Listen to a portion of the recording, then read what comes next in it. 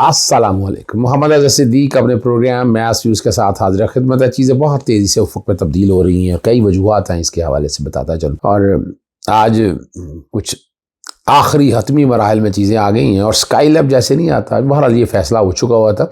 Operation रजीम change वालों ने नाम तो अपना ही दाना चाहिए था ना। निगरान वज़ीर-ए-आज़म का मैंने नाम पूछा आपको, मुझे तो कल का पता चल गया था। अब्बास जिलानी साहब के हवाले से निगरान वज़ीर-ए-आज़म फाइनल हो गया है और ये उन्होंने ही भेजा है। ये जो IMF को कह रहे हैं या ये सारा निज़ाम पाकिस्तान का इस वक्त जिनके हाथों में अंदर है।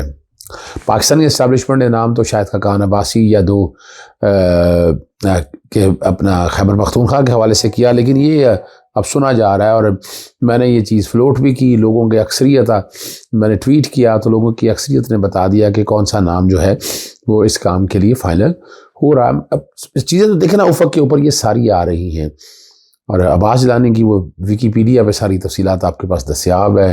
एम्बेसडर रहे हैं अमेरिका के।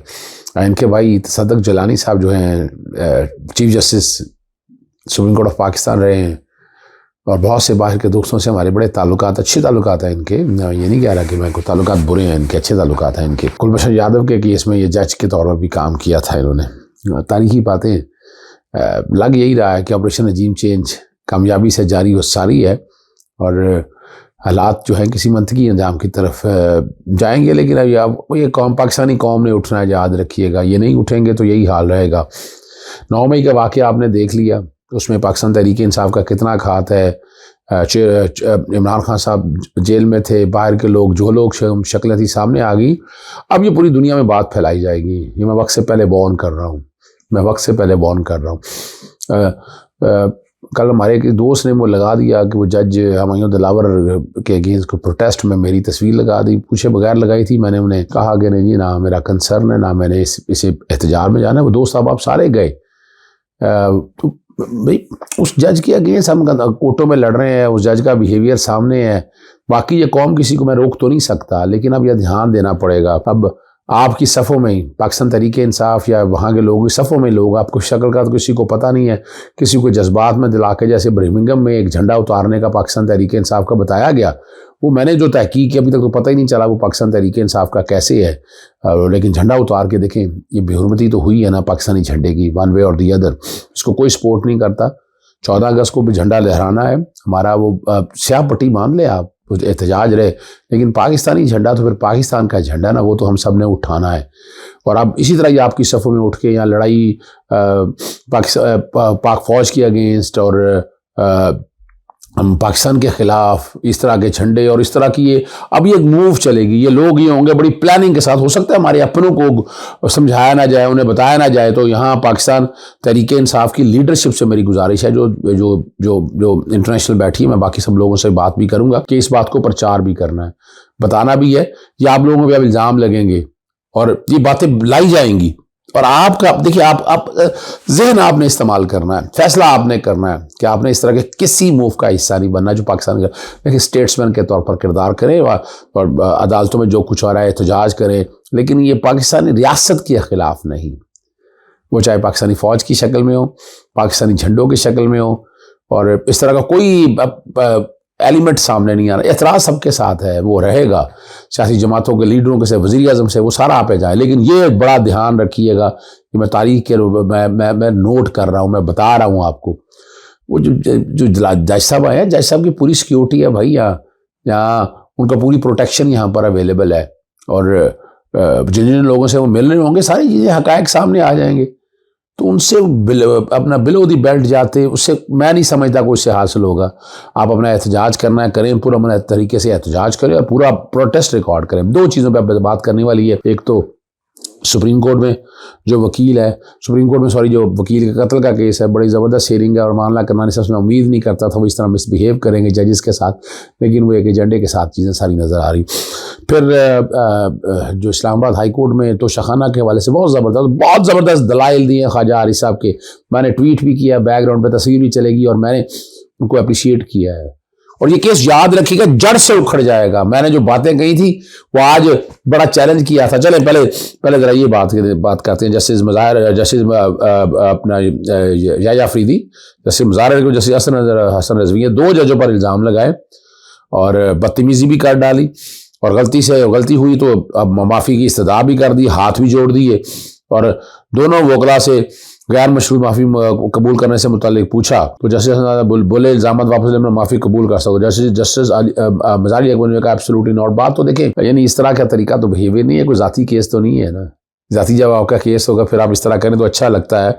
और लतीफ़ खोसा साहब ने दूसरे मुकदमे में गिरफ्तार कर लिया और बताया वकीलों को एफआई की जानब से तलब किया जा रहा है। नमाजी हमारे सामने दूसरा केस नहीं है, सिर्फ कोटा कत्ल केस पर दलाइल दे। दौरान समाज शिकायत करने लगे वकील अमानुल्लाह करनानी जो है ने बेंच के 2 अरकान पर इल्ज़ाम आयद कर दिए। बोले जैसे मुजाहिर ने गुलाम डोगर केस में इंतखाबात उसको नोटिस दिया, जैसे हाई कोर्ट मुकदमा जेर इल्तवा है। अमानुल्लाह करनानी मुकदमे मेरिट्स पर न सुनने का इल्ज़ाम किया तो जजेस ने शदीद बरहमी का इजहार किया। जस्टिस हसन रिजवी ने कहा आप जजेस की किरदार कशी कैसे कर सकते हैं, मेरे हाई में कौन सा केस जेर इल्तवा है, सबूत दें वरना तौहीन अदालत का नोटिस करेंगे। जस्टिस मुजाहिर ने बात दिया कि आपको इजाज़त किसने इस तरह से हमारे बात करें।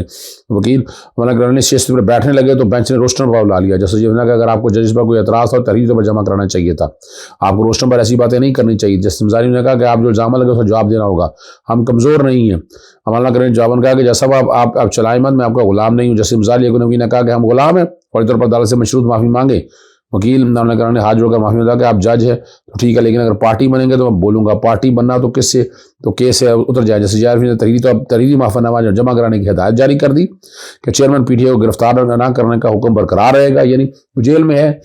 और लेकिन अदालत ने जो है ना, ये इसका केस का इम्पैक्ट यही होगा जो ये समझी बैठे ना बाकी केसों में।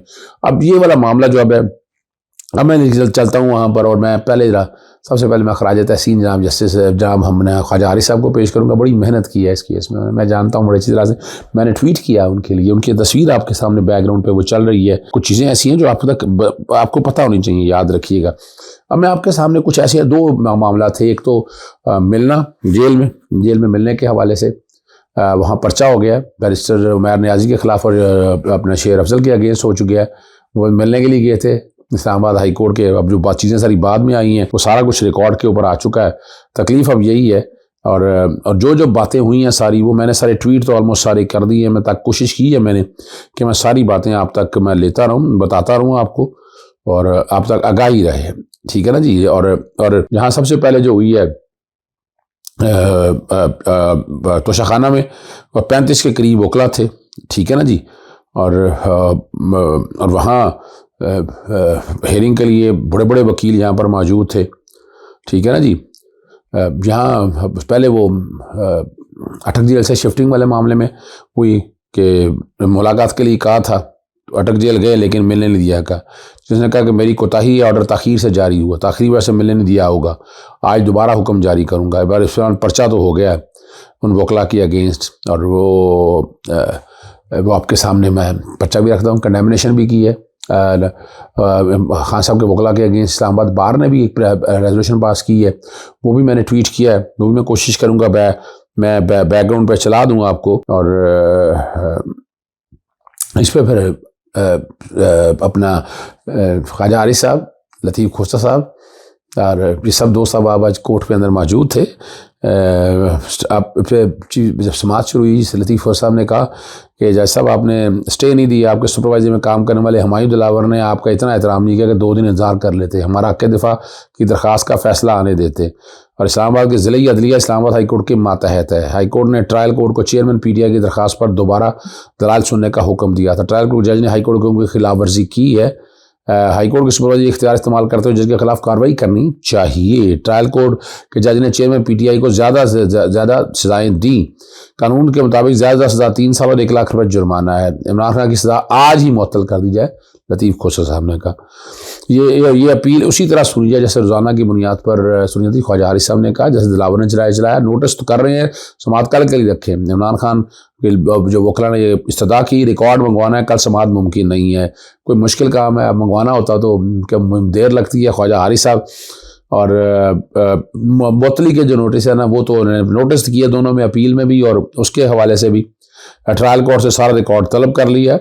और ख्वाजा हारिस इस्लामाबाद को बता रहे हैं कि आपके नाक तले आपके अदालती हाथे में क्या हुआ। स्क्रीनशॉट दिखाए वो जो उनके मुंशी को उठाया गया।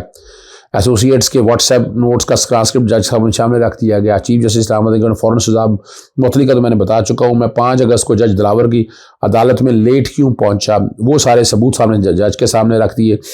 और मेरे मुंशी को हाईकोर्ट दाखिले से रोका गया। रोकने वाले की तस्वीर मौजूद है कि खुद के साथ आने वाले वाक़या का ऑडियो भेज दूँ। ऑडियो नोट का ट्रांसक्रिप्ट अदालत के सामने लाया हूँ। अब अदालत देख ले कि ये सज़ा मुअत्तली का केस मिसाली है या नहीं। जज को चाहिए था कि कहता कि मैं फ़ैसला कर चुका हूँ, अब आपको सुन नहीं सकता। जज ने मुझे मुकम्मल नज़र करते हुए फ़ैसला सुनाया। ये ख्वाजा हारिस साहब ने कहा, लतीफ़ा जो ज़बरदस्त ये जो है ना दलाइल और ख्वाजा हारिस से देखा ना गैर महसूस अंदाज में पूरा केस को कंडक्ट बता दिया। और हमारे दिलावर के आम हालात में मैं आखिरी आदमी हूँ जो छोड़कर किसी जज पर बात करूँ, केस छोड़कर। दुख होता है जब ऐसी चीज़ें सामने आती हैं। जस्टिस आमिर फारूक ने कहा, हम आपकी तमाम गुजारिशात ऑर्डर में ऑब्जर्व करेंगे। इस केस में सज़ा मुअत्तली का आईनी हक है। ट्रायल जज ने तीसरे दिन फैसला कर दिया, तीसरे ना सही 5वें दिन फैसला कर दिया। जल्दबाजी क्या थी। और ये आपको पता है। और अगर 6 माह बाद आपने इस सज़ा को ख़त्म किया तो एक दिन भी इमरान खान जेल में क्यों रहे। एक भी गवाह ने ये नहीं किया कि इमरान खान ने जुर्म किया है। अब केस में सिर्फ जज साहब ने कहा जुर्म हुआ है। अब किसी जुर्म की नीयत का पहलू ही मौजूद नहीं जिसकी अदम मौजूदगी में सज़ा हो सकती। इस पर वो कहते हैं, खाई साहब नोटिस जारी किया है, जाए तो फिर देखते हैं। मुझे सुने बगैर एक फ़ैसला लिख दिया गया तो उसकी क्या अहमियत है, ख्वाजा हारिस साहब कहते हैं। और यहाँ जस्टिस आमिर फारूक साहब ने कल के पागा जी मैंने मेडिकल चेकअप कराना है। मेडिकल चेकअप कराना हो तो जज साहब आप थोड़ी देर के लिए तो कोर्ट आ सकते थे, ये कौन सा मुश्किल काम है। और छुट्टियों के बाद उन्होंने कहा नहीं, उन्होंने कहा 4-5 दिन में मुकर। अभी तक तारीख जब तक मैंने प्रोग्राम रिकॉर्ड किया उस तक डेट तो कोई नहीं आई है। और नोटिस सारे जारी कर दिए हुए। और इस पर वसीफ खुद साहब ने वो बात भी कही कि 12 बजे फ़ैसला रिजर्व किया और 12:30 बजे तक 30 फैसले जो है ना वो लिख दिए। और यहाँ मैं एक बात बताता चलूँ, तारीख पे जो कह रहे हैं ना हमारे दोस्त हसन अयूब हैं, वो खालिद हुसैन ताज भी है, छोटे भाइयों की तरह से है, वो गिला अपनी जगह है। लेकिन देखिए हकायक नहीं छुपाने चाहिए। मैं आपके सामने बात रखता चलूँ। तारीखी तौर पर केस बताने लगा हूँ। डिस्ट्रिक्ट जज मंडी बहाउद्दीन राव जब्बार ने डिप्टी कमिश्नर AC मंडी वाले तौहीन अदालत को 6 माह की सजा सुनाई थी और गिरफ्तारी में दी। लाहौर आ गए थे बगैर सरेंडर किए और गिरफ्तारी दी। अपील में सजा मुअत्तल कर दी थी, नोटिस भी कोई नहीं किया था। ये याद रखिएगा, तारीखी तौर पर है। और जब ये हो सकता, ये तो इमरान खान साहब का केस तो एक आइडियल केस है। आइडियल केस को जरा समझना है, वो बहुत जरूरी है। ठीक है ना जी।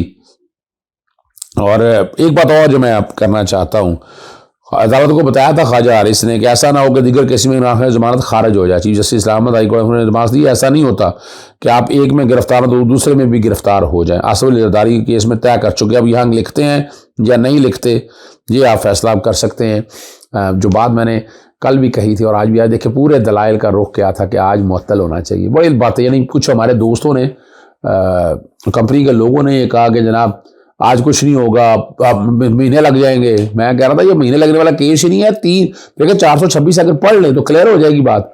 बड़ी फसादी है कि क्या कुछ हुआ है इस केस में इमरान खान साहब के साथ, जुल्म और ज्यादती है।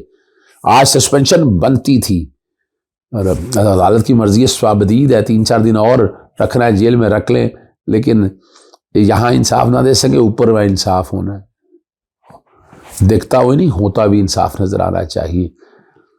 और मैंने तो आपके सामने एक एक चीज़ रख दी और मैंने छोटी सी वीडियो भी कर दी थी। मैं उम्मीद रखता हूँ अदालतों में, देखें कल भी आम थी, आज भी और आने वाले दिनों में हमें अदालतों ही पे जाना है, अदालतों ही पे बात करनी है। अब सुप्रीम कोर्ट में भी साथ साथ वो मैटर टेकअप करवा रहे हैं और तो बात सारी आ जाएगी तो सामने आ जाएगा। आखिर में शरियार अफरीदी और उनके भाई सबके सस्पेंड कर दिए और आइंदा उन्होंने ऑर्डर ने हुक्म दे दिया, पहले 3 MPO का ऑर्डर याद करें, बराह रास्त आप लेके डिटेन कर देते हैं। और शरियार अफरीदी को अभी तक देखिए निकलने नहीं दिया जा रहा जेल से, तारीख तो लिखी जा रही है। मैंने एक कॉलम तहरीर किया है इमरान खान की इस सज़ा में और बताया है कि ये करप्शन या करप्ट प्रैक्टिस ने बड़ी तफसीली लिखी है। इंशाल्लाह एक आध दिन में छप जाएगा और एहतियात रखिएगा। जो मैंने बार बार कहा है, पूरी कैंपेन और ये काम चल रहा है। इजाज़त चाहता हूँ। अस्सलाम वालेकुम, अल्लाह हाफ़िज़। पाकिस्तान जिंदाबाद।